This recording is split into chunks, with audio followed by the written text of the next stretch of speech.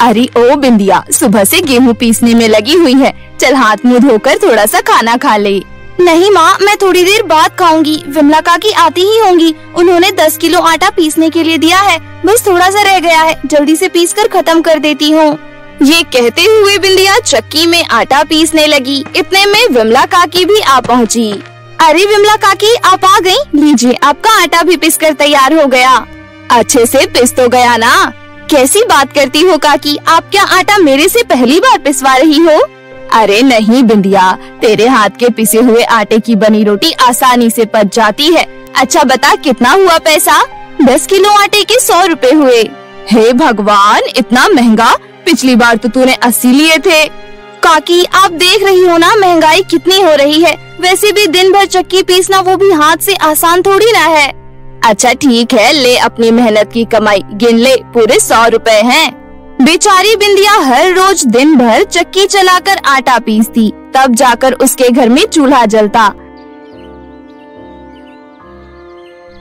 लेकिन एक दिन अचानक बिंदिया का सारा काम ठप हो गया, उसकी आटा चक्की खराब हो गई। अब चक्की में सही ढंग से आटा पिस नहीं रहा था, जिस वजह से उसके पास धीरे धीरे ग्राहक आना बंद हो गए। ये देख बिंदिया चिंता में पड़ गई। हे भगवान, अब घर का गुजारा कैसे चलेगा? अब मैं नई आटा चक्की कहाँ से लेकर आऊँ? मेरे पास तो इतने पैसे भी नहीं है। बिंदिया ये सोच ही रही थी कि तभी उसकी माँ सरिता उससे बोली, बिंदिया चिंता मत कर, भगवान कोई ना कोई रास्ता जरूर निकालेगा।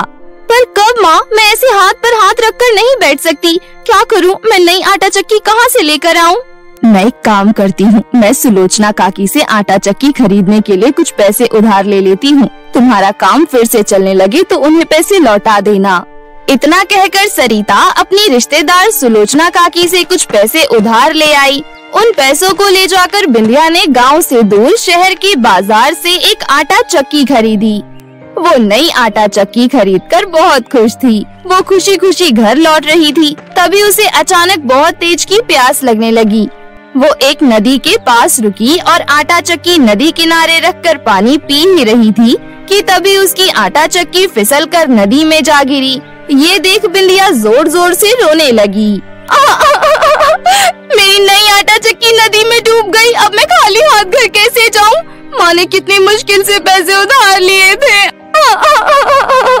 बिंदिया की रोने की आवाज सुन वहाँ एक जल परी प्रकट हुई और बोली, तुम रो क्यों रही हो? मुझे बताओ, शायद मैं तुम्हारी कोई मदद कर सकूं।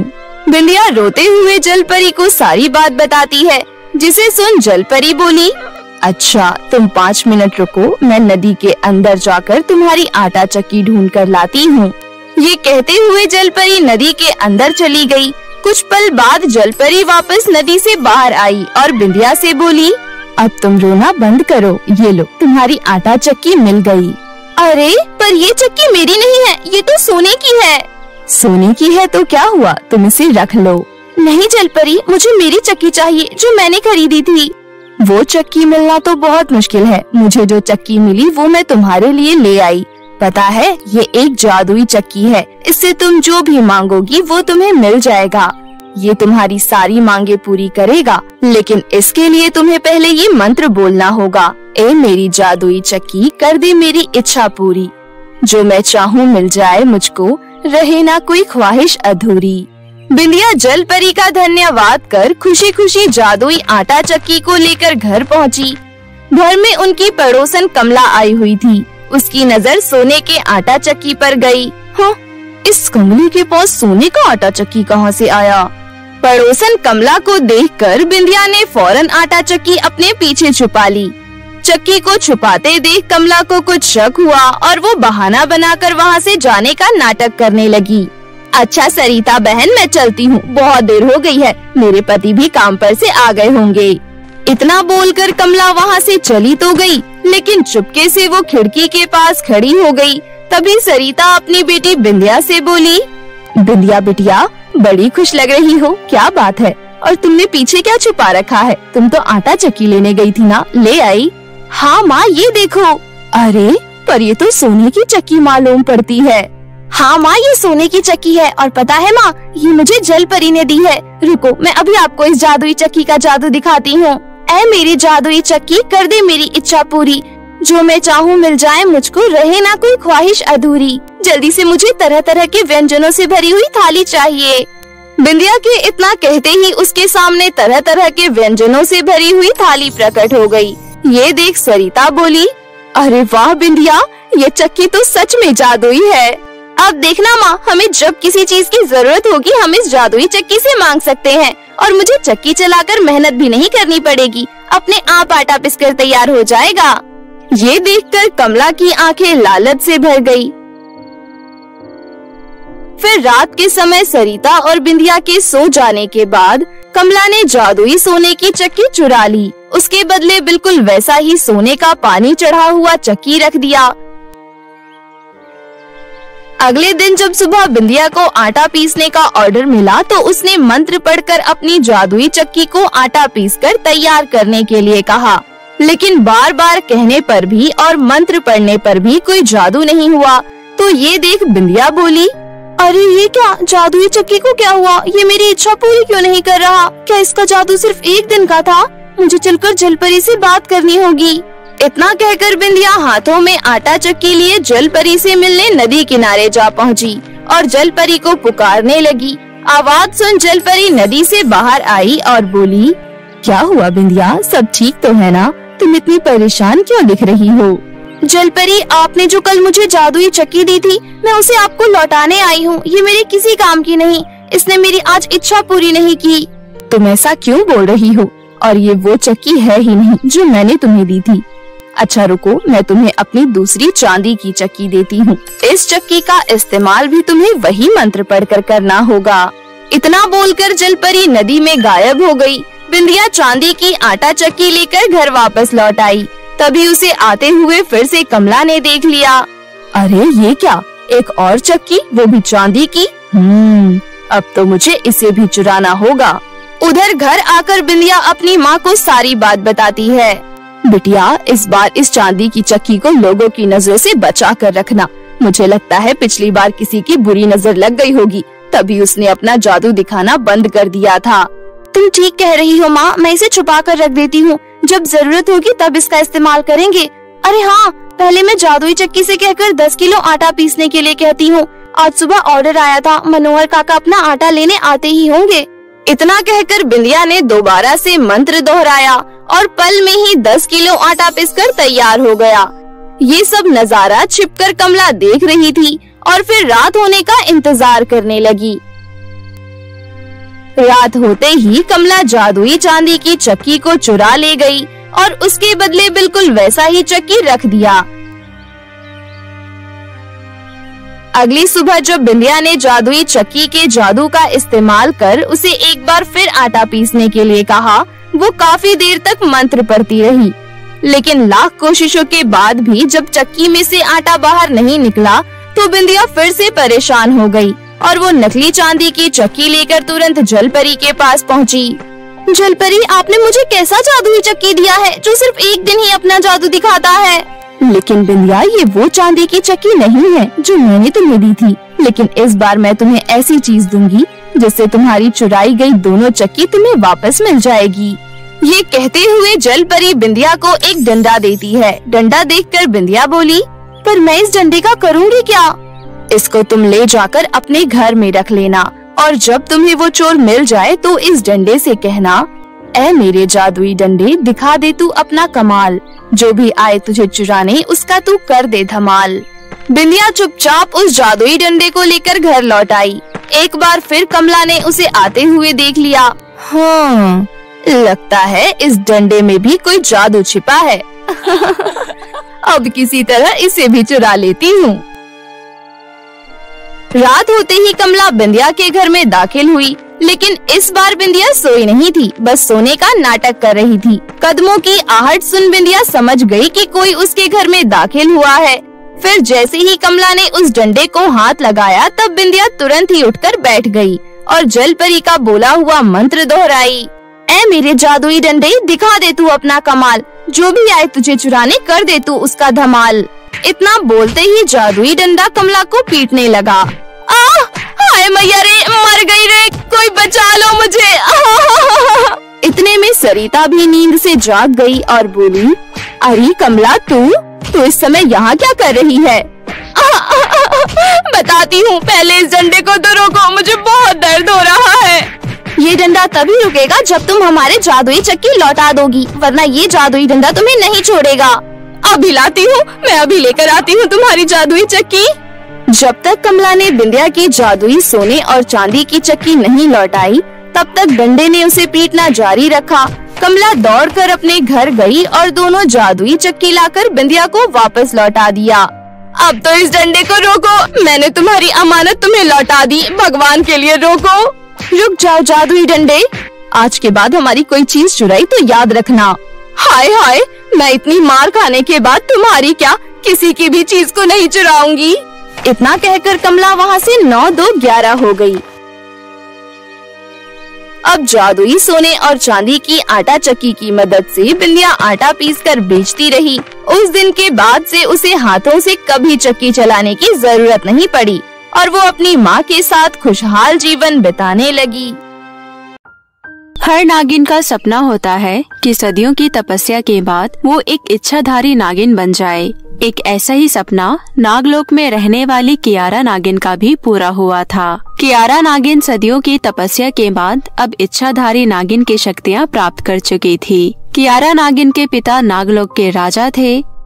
एक दिन की बात है, नागराज कियारा नागिन के पास आकर कहते हैं, बधाई हो पुत्री, तुमने तो मेरा सर गर्व से ऊंचा कर दिया। मैं बहुत खुश हूँ कि तुमने इतनी कड़ी तपस्या करके इच्छाधारी नागिन बनने की सारी शक्तियाँ प्राप्त कर ली। अब नागलोक के नियम के अनुसार अगले पूर्णिमा को तुम नागरानी के पद पर पहुँच जाओगी। मेरा सिंहासन फिर तुम्हारा हो जाएगा पुत्री। अपने पिता की बातें सुनने के बाद कियारा नागिन कहती है, पिताजी, जब तक आपका आशीर्वाद मेरे ऊपर है तब तक मैं दुनिया की सारी कामयाबी हासिल कर सकती हूँ। परंतु पुत्री, नागरानी बनने के बाद तुम्हें बहुत सारी जिम्मेदारियों को भी संभालना होगा। तुम्हारी सबसे बड़ी जिम्मेदारी होगी नागमणि। तुम्हें नागमणि की अपने जान से भी ज्यादा रक्षा करनी होगी। पूरे नागलोक को तुम्हें ही संभालना होगा। और हाँ, एक चीज और, अगर तुम किसी इंसान के प्यार में पड़ जाती हो तो तुमसे ये सारी शक्तियाँ वापस ले ली जाएंगी। फिर नागराज की गद्दी पर तुम्हारा छोटा भाई नरेंद्र बैठ जाएगा।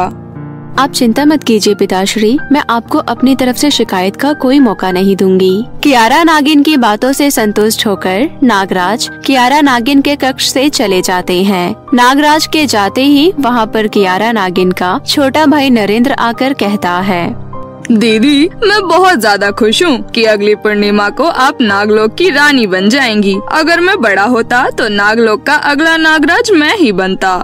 तू बने या मैं, बात तो एक ही है ना। मैं सिंहासन संभालूं या तू संभाले, क्या फर्क पड़ता है। ये तो नागलोक का नियम है कि नागराज की बड़ी संतान ही सिंहासन पर बैठ सकती है, वरना तो तू ही बनता नागराज। वैसे तू भी अगले हफ्ते अपनी शक्तियाँ प्राप्त करने वाला है ना। हाँ दीदी, अगले हफ्ते मुझे भी बहुत सारी शक्तियाँ मिल जाएंगी। चल ठीक है, बहुत बातें कर ली हमने। मैं अब जंगल में घूमने जा रही हूँ, बाद में बात करती हूँ तुझसे। इतना कहकर कियारा नागिन नागलोक वन में अपनी दोस्त नगीना नागिन से मिलने जाती है। फिर नगीना नागिन उसे देखकर कहती है, आ गई होने वाली नागरानी। अरे तू तो कम से कम मुझे ऐसे मत बोल, मैं पहले भी तेरी दोस्त थी और नागरानी बनने के बाद भी तेरी दोस्त रहूंगी। अच्छा अब ये बता कि आज हम कहाँ घूमने चले। तभी नगीना नागिन कहती है, जब तू नागरानी बन जाएगी तो अपने भाई से मेरा विवाह करवा दियो। तुझे पता है ना, हम दोनों एक दूसरे से सदियों से प्यार करते हैं। अच्छा वैसे ये सब छोड़, मेरी बात ध्यान से सुन। जब तू नागरानी बन जाएगी तब तो नागलोक का कोई नियम नहीं तोड़ पाएगी। इसलिए चल आज धरती लोक पर घूमने चलते हैं, वहाँ घूमने में बहुत मजा आएगा। उसके बाद नगीना की बात मानकर कियारा नागिन उसके साथ धरती लोक पर घूमने आ जाती है। और धरती लोक पर आकर वे लोग साधारण इंसान का भेष ले लेते हैं कि तभी अचानक नगीना वहाँ से गायब हो जाती है। तभी वहाँ पर कुछ गुंडे गले में बेलपत्र बांधकर आते हैं और कियारा नागिन पर हमला कर देते हैं। तभी उनमें से एक गुंडा कियारा नागिन के पेट पर वार करता है और कियारा नागिन बेलपत्र की वजह से उन पर पलटवार नहीं कर पाती। वो गुंडा कियारा नागिन को मौत के घाट उतार देता है। कियारा नागिन मरने के बाद एक आत्मा बन जाती है और आत्मा बनने के कारण वो चाहकर भी नागलोक नहीं जा पा रही थी। जिसके बाद वो एक मंदिर में जाकर शिवलिंग के आगे हाथ जोड़कर कहती है, हे शिव जी, आपने ये सब क्या किया मेरे साथ? अभी तो कुछ दिन पहले मुझे इच्छाधारी नागिन होने की शक्तियाँ प्राप्त हुई थी और अगली पूर्णिमा को मैं राज सिंहासन पर बैठने वाली थी और नागरानी का ओहदा प्राप्त करके आपके नागमणि का देखभाल करने वाली थी। फिर मेरी सहेली ने मेरे साथ ऐसा क्यों किया भोलेनाथ? वो मुझे ऐसे क्यों बेसहारा छोड़ गई? मुझे जवाब दीजिए भोलेनाथ। इतना कहकर कियारा नागिन फूट फूट कर रोने लगती है। तभी उसकी आंसुओं की ताकत से शिव जी को उसकी बातों का जवाब देना पड़ता है। फिर शिवलिंग में से आवाज आती है, चुप हो जाओ पुत्री, तुम्हारे आंसुओं की ताकत ने मुझे तुम्हारी मदद करने पर विवश कर दिया है। मैं तुमको वरदान देता हूँ पुत्री कि तुम अब एक बहुत शक्तिशाली आत्मा बन जाओगी और अब तुम सबको दिखाई दोगी। इतना ही नहीं, अब तुम नागलोक जाकर सबसे अपना बदला भी ले सकती हो, परंतु तुम मर चुकी हो, इसलिए तुम्हारा बदला पूरा होते ही तुम गायब हो जाओगी। अगर तुम्हारा 1 हफ्ते के अंदर अंदर बदला पूरा नहीं हुआ तब भी तुम गायब हो जाओगी। अगर तुमने अपने कातिल को सजा दे दी तब तुम्हें मुक्ति मिल जाएगी, वरना तुम हमेशा पृथ्वी लोक पर आत्मा बनकर भटकती रह जाओगी। इतना कहने के बाद शिवजी की आवाज गायब हो जाती है और कियारा नागिन अपना बदला लेने सबसे पहले उन गुंडों के पास जाती है और उन्हें डसकर मौत की नींद सुला देती है। जिसके बाद वो नागलोक जाती है, जहाँ पहुंचकर वो अपने आप से कहती है, नगीना मुझे जानबूझकर पृथ्वीलोक लेकर गई थी ताकि मैं मारे जाऊं और किसी को खबर भी न लगे। उन गुंडों ने बेलपत्र पहना हुआ था, इससे ये साफ प्रतीत होता है कि वे लोग जानते थे कि मैं एक इच्छाधारी नागिन हूँ। उसने ये सब इसलिए किया होगा ताकि मेरे मरने के बाद उसका प्रेमी यानी कि मेरा छोटा भाई नागराज बन सके। नगीना को मारने से पहले मैं अपने भाई को मारूंगी, क्योंकि नगीना तो मेरी गैर थी, लेकिन नरेंद्र तो मेरा सगा भाई था, उसने मेरे साथ ऐसा किया। इतना कहकर कियारा नागिन अपने भाई के कक्ष में जाकर छुप जाती है। वहाँ पर वो अपने भाई को अकेले में बोलते हुए देखती है, दीदी आप मुझे छोड़कर क्यों चली गईं? कहाँ हो आप? आपका कुछ भी अता पता नहीं है। आपको लग रहा होगा कि सिंहासन के चक्कर में मैंने आपको गायब कर दिया है, लेकिन मैं आपसे बहुत प्यार करता हूँ दीदी, मैं ऐसा क्यों करूँगा? वापस आ जाओ दीदी, आप जादुई गोले पर भी कहीं दिखाई नहीं दे रही हो। अपने भाई को ऐसे विलाप करते हुए देखकर कियारा नागिन मन ही मन सोचती है, जादुई गोले पर तो मैं तब दिखूंगी ना मेरे भाई जब मैं जिंदा होंगी, लेकिन मेरे मरने में अगर तेरा हाथ नहीं था तो किसका हाथ था? क्योंकि नगीना अकेले तो ये सब नहीं सोच सकती है। तभी वहाँ पर नगीना नागिन रोती हुई आती है और नरेंद्र को दिलासा देते हुए कहती है, बस करो नरेंद्र, और कितना रोगे? तुम्हें अब पूरा नागलोक संभालना है, इसलिए पहले तुम खुद को संभालो। पता नहीं मेरी दोस्त कहाँ चली गई, मैंने तो उसे कई दिनों से नहीं देखा। नगीना नागिन की बातें सुनकर कियारा नागिन गुस्सा होकर मन में सोचती है, कितना झूठ बोल रही है ये नगीना, इसने खुद मुझे पृथ्वीलोक पर ले जाकर मरवाया, अब यहाँ पर झूठ कह रही है। इसके बाद नगीना नागिन नरेंद्र के कक्ष से निकलकर अपने कक्ष में जाने लगती है और कियारा नागिन उसका पीछा करते हुए उसके पीछे पीछे जाने लगती है। कक्ष में पहुँचने के बाद कियारा नागिन नगीना नागिन के सामने आकर कहती है, ये नागिन अपना बदला लिए बगैर शांत नहीं बैठेगी। नगीना, तूने ये सब इसलिए किया ना ताकि मैं मर जाऊं और तेरे होने वाले पति को राज सिंहासन मिल जाए और वो नागलोक का नागराज बन जाए। राज सिंहासन तो तुम मुझसे ऐसे ही मांग लेती तो मैं तुझे दे देती, लेकिन मेरी हत्या करने की क्या जरूरत थी? मुझे माफ कर दो कियारा, मैं लालच में अंधी हो गई थी, मैंने बहुत बड़ी गलती कर दी। अगर तुम्हें मेरी जान भी लेनी है तो तुम ले लो, लेकिन उससे पहले मैं तुम्हें कुछ बताना चाहती हूँ। उसके बाद नगीना कियारा को कुछ ऐसा बताती है जिसे जानकर कियारा नागिन को अपने कानों पर यकीन नहीं होता और वो नगीना को लेकर नाग दरबार में जाती है, जहाँ सभी नाग नागिन के साथ नागराज और नरेंद्र भी मौजूद थे।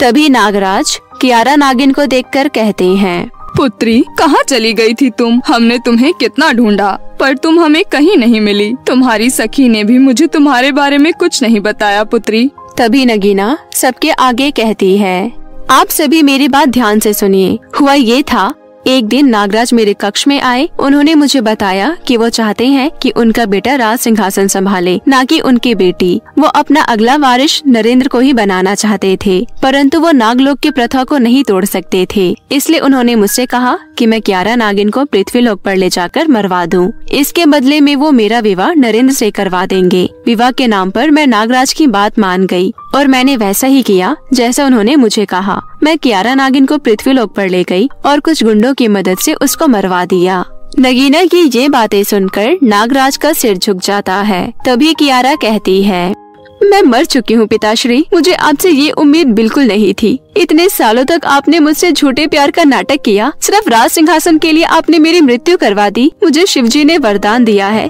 कि जब तक मैं अपने कातिलों की हत्या करके अपना बदला ना ले लूँ, मेरी आत्मा को शांति नहीं मिलेगी और न ही मुझे मुक्ति मिलेगी। तभी नरेंद्र कहता है, पिताजी, आपने बहुत गलत किया है। नहीं चाहिए मुझे ऐसा सिंहासन जिसमें मेरे ही अपनों का खून लगा हो। और नगीना, तुमसे तो मुझे ये उम्मीद बिल्कुल नहीं थी। इतना कहकर नरेंद्र नगीना को डसकर वहीं खत्म कर देता है और कियारा भी अपने पिताजी को डसकर वहीं खत्म कर देती है। जिसके बाद नरेंद्र कहता है, आप कहीं मत जाओ दीदी, पिताजी चले गए, नगीना भी चली गई। अब मैं आपको नहीं खोना चाहता। मुझे ये सिंहासन नहीं चाहिए, बस मुझे मेरे अपने चाहिए। नहीं मेरे भाई, इस सिंहासन के लिए तुम्हारे पिता, बहन और तुम्हारी प्रेमिका की जान गई है। मैं चाहती हूँ तुम इस पर जरूर बैठो। अब मुझे जाना होगा मेरे भाई, मेरा बदला पूरा हुआ। इतना कहकर कियारे की आत्मा गायब हो जाती है। बहुत समय पहले की बात है। एक गांव में सिमर नाम की लड़की अपने पिता, सौतेली माँ और एक सौतेली बहन के साथ रहती थी। संदीप माथुर की पत्नी की मृत्यु बहुत समय पहले ही हो गई थी, इसलिए उसने सिमर के पालन पोषण के लिए दीपिका से दूसरी शादी कर ली थी। दीपिका से उन्हें एक बेटी हुई जिसका नाम श्रुति था। संदीप माथुर ने दीपिका से दूसरी शादी इसलिए की ताकि वो अपनी बेटी सिमर का भविष्य खराब होने से बचा ले, लेकिन दीपिका ने सिमर की जिंदगी बद से बदतर बना दी थी। दीपिका और श्रुति पूरे दिन सिमर से घर का काम करवाते और 3 समय का खाना भी बनवाते थे, लेकिन उसे भरपेट खाने को नहीं देते थे। शादी के बाद संदीप माथुर को अपनी पत्नी के जुल्मों के आगे झुकना पड़ा, क्योंकि वो बात बात पर अपने भाइयों की धमकी दिया करती थी। कई बार तो वो अपने भाइयों से कहकर संदीप माथुर की पिटाई करवा देती थी, इसलिए संदीप माथुर चुप रहता था। क्यों रे महारानी, अभी तक खाना क्यों नहीं बना? सुबह से ऐश कर रही थी।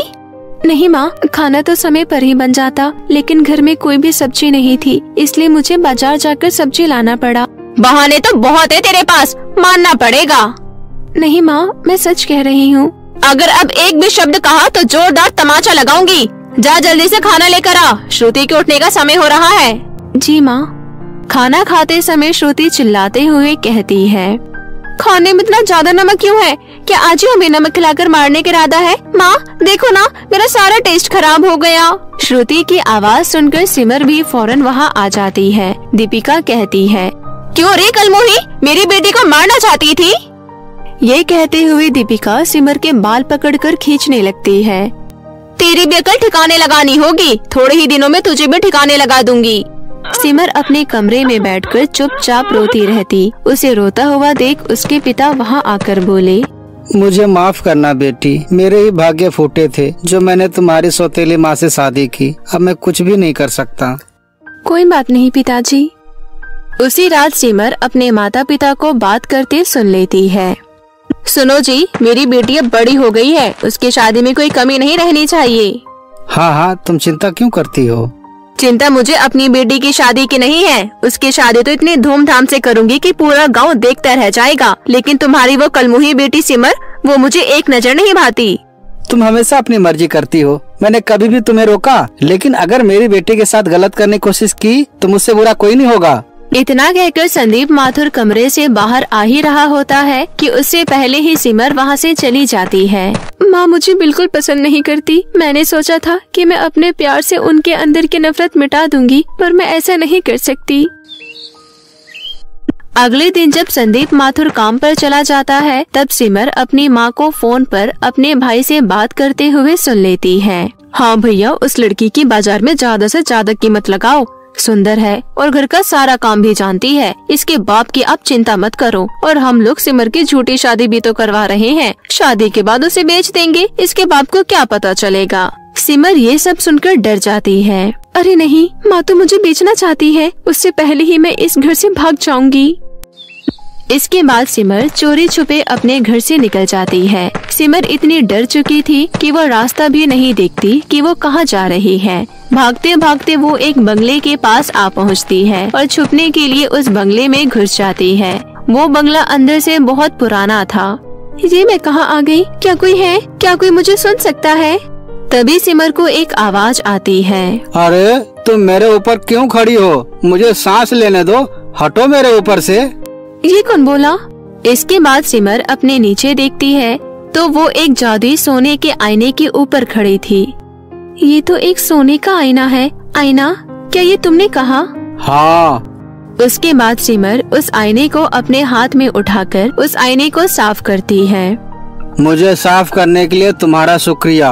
आईना सिमर की शक्ल देखकर उसके मन का हाल पता कर लेता है। तुम तो बहुत दुखी हो, तुम्हारी माँ तो बहुत बुरी है। हाँ आईना, ये सब तुम्हें कैसे पता? अरे बाबा, मैंने अभी तो कहा कि मैं एक सोने का जादुई आईना हूँ। तुम्हारी सूरत देखकर मैंने तुम्हारे मन का हाल पता कर लिया। मैं इस बंगले में कितने सालों से अकेला पड़ा था। क्या तुम मुझे अपने साथ ले जाओगी? मैं वादा करता हूँ कि मैं तुम्हारी हर तरफ से मदद करूँगा। तुम इतनी प्यारी प्यारी बातें करते हो, मैं तुम्हें अपने साथ जरूर ले जाऊंगी। लेकिन मैं खुद कहाँ जाऊंगी? मैं उस घर में वापस कभी नहीं जाना चाहती। मेरे पास तुम्हारी मुसीबत का हल है, तुम उसी घर में वापस जाओगी। नहीं नहीं, मेरी माँ मुझे व्यापारियों के हाथों बेच देंगी। अरे पगली, चिंता क्यों करती है? मैं हूँ ना। इसी बंगले में एक जादुई चांदी का आईना भी है, तुम्हें उसे ढूंढना होगा। एक जादुई चांदी का आईना? हाँ, वो आईना तुम्हारी माँ को सबक सिखाएगा।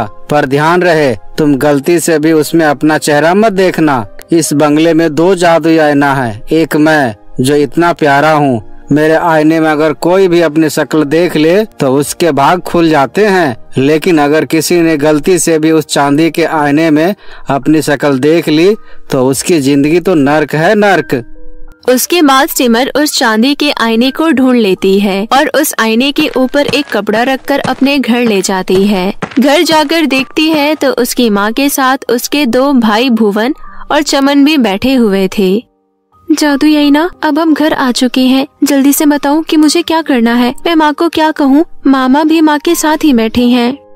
उसके बाद आईना धीरे धीरे सिमर के कान में कुछ कहता है। उसके बाद सिमर अपनी माँ के पास जाकर कहती है, माँ, मैं आपके लिए कुछ लाई हूँ। कहाँ थी महारानी सुबह से घर का कुछ काम क्यों नहीं हुआ? और क्या लाई है तो मेरे लिए? माँ, जब मैं आज जंगल से लकड़ियाँ काट कर ला रही थी तब मुझे एक जादूगरनी मिली। जादूगरनी की मदद करने के बाद उन्होंने मुझे ये चांदी का आईना दिया। उसके बाद मैंने इस आईने में अपनी सूरत देखी और पता है माँ, तुरंत ही मेरे हाथ में एक सोने का सिक्का आ गया। क्या सच में? दिखा सोने का सिक्का कहाँ है? दिखा, ला ये आईना मुझे दे।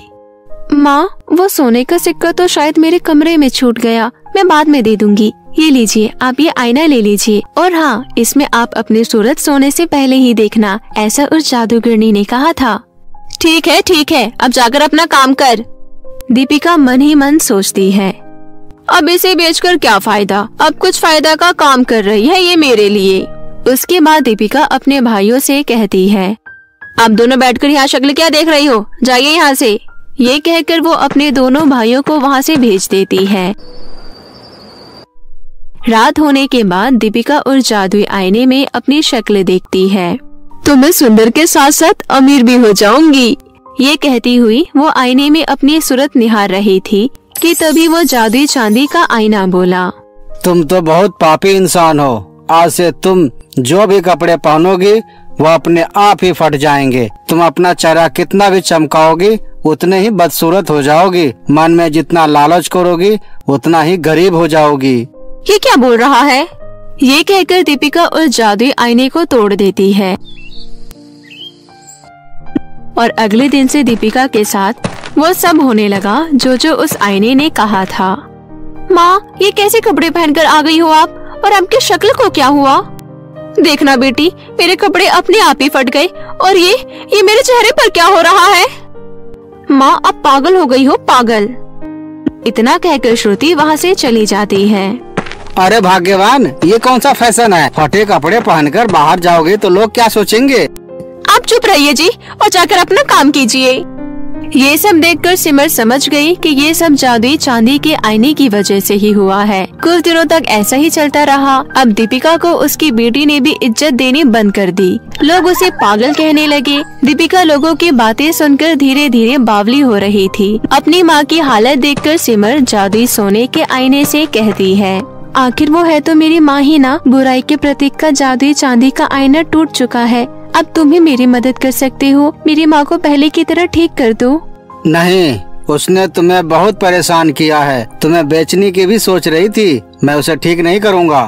तभी दीपिका वहाँ आ जाती है। दीपिका जादुई सोने के आईने से अपने ठीक होने की दुहाई करने लगती है।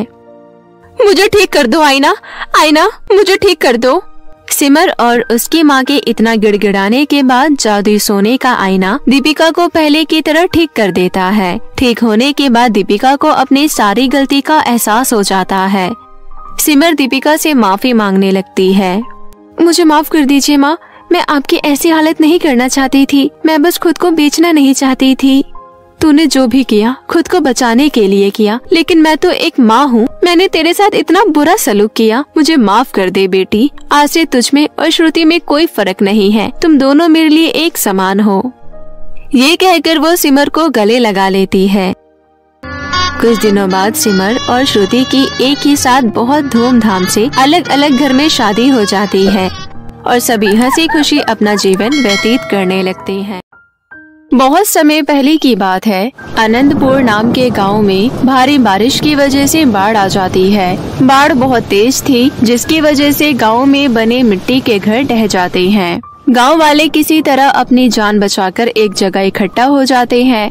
वहीं खड़ी एक लड़की जिसका नाम सिया था, वो बोलती है, हे भगवान, इस बाढ़ की वजह से तो हमारे पास कुछ नहीं बचा। पता नहीं अब हम सबका गुजारा कैसे होगा।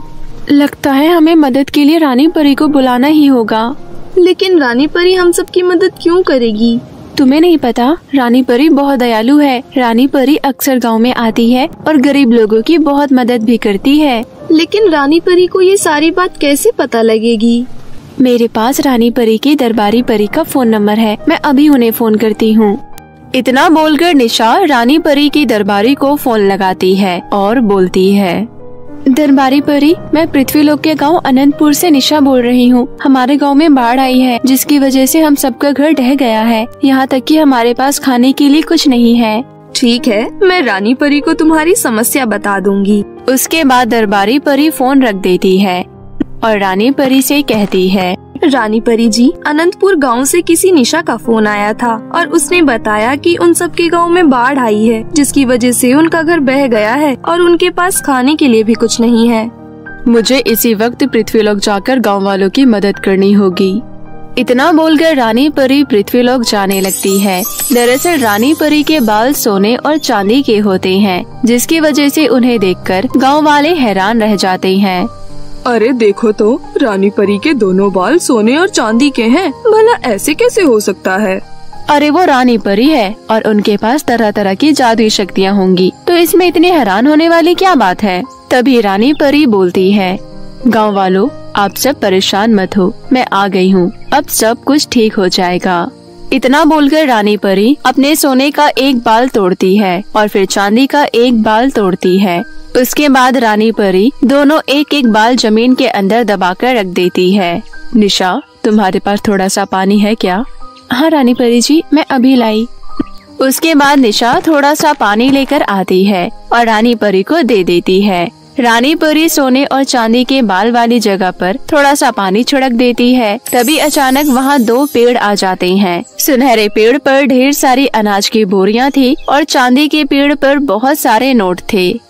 मैंने ये दो जादुई पेड़ लगा दिए हैं। सुनहरे पेड़ से तुम लोग जितना चाहो अनाज ले सकते हो। वही दूसरी तरफ चांदी के पेड़ पर बहुत सारे रुपए पैसे के नोट हैं। उससे तुम जितने चाहो नोट ले सकते हो। इन पैसों से तुम सब अपनी नई जिंदगी शुरू करो। रानी परी की ये बात सुनकर गांव वाले बहुत खुश होते हैं। आपका बहुत बहुत धन्यवाद परी जी, आपकी वजह से हमारे सारी समस्या का समाधान हो गया। ये तो मेरा फर्ज है, अब मैं चलती हूँ। इतना बोलकर रानी परी वहाँ से चली जाती है। सभी गांव वाले एक एक करके सुनहरे पेड़ से अनाज के बोरियां और चांदी के पेड़ से नोट ले लेते हैं। थोड़ी देर में सभी गांव वाले अपनी अपनी पसंद की चीजें ले लेते हैं। तभी दोनों पेड़ जमीन के अंदर चले जाते हैं। परी की मदद से अब हम सबके पास अनाज और पैसे दोनों हैं। अनाज से हम अपना पेट भरेंगे और इन पैसों से हम अपना एक नया घर बनाएंगे। हाँ हाँ, ये काम हम आज से ही शुरू कर देंगे। इस तरह उसी दिन से गांव वाले घर बनाने के काम में लग जाते हैं और 1 महीने में सभी का घर बनकर तैयार हो जाता है। अब गांव वालों के पास किसी भी चीज की कोई कमी नहीं होती है। सभी लोग हंसी खुशी अपनी जिंदगी जीने लगते हैं। वहीं दूसरी तरफ पड़ोस के गांव में नैना नाम की एक लालची लड़की रहती थी। नैना को रानी परी के चमत्कार के बारे में पता चल जाता है और वो सोचती है, अरे वाह, ये रानी परी तो सच में बहुत शक्तिशाली है। मुझे किसी भी तरह रानी परी के सोने और चांदी के बाल हासिल करने होंगे। उसके बाद मैं बहुत अमीर बन जाऊंगी। मैं कल ही परी महल जाऊंगी। इस तरह नैना रानी परी के सोने और चांदी के बाल हासिल करने के बारे में सोचने लगती है।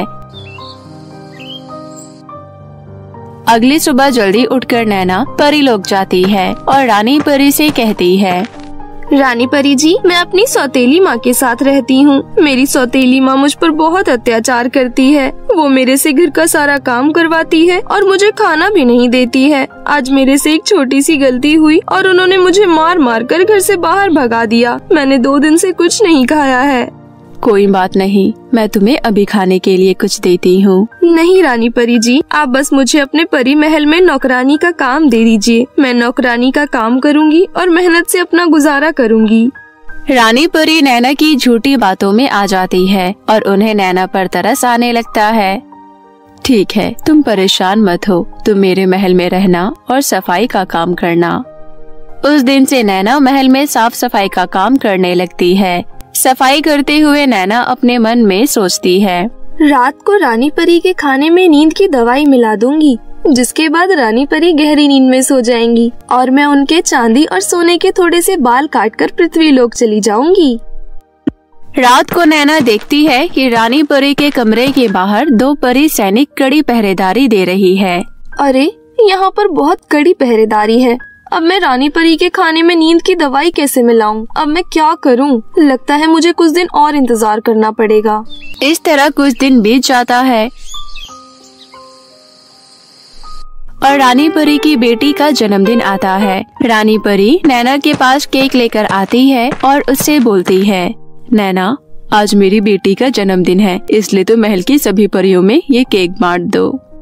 नैना को केक देकर रानी परी वहाँ से चली जाती है। नैना अपने मन में सोचती है, अरे वाह, आज तो मुझे बहुत अच्छा मौका मिला है। अब मैं इस केक में बेहोशी की दवाई मिलाकर सभी परियों को खिला दूंगी।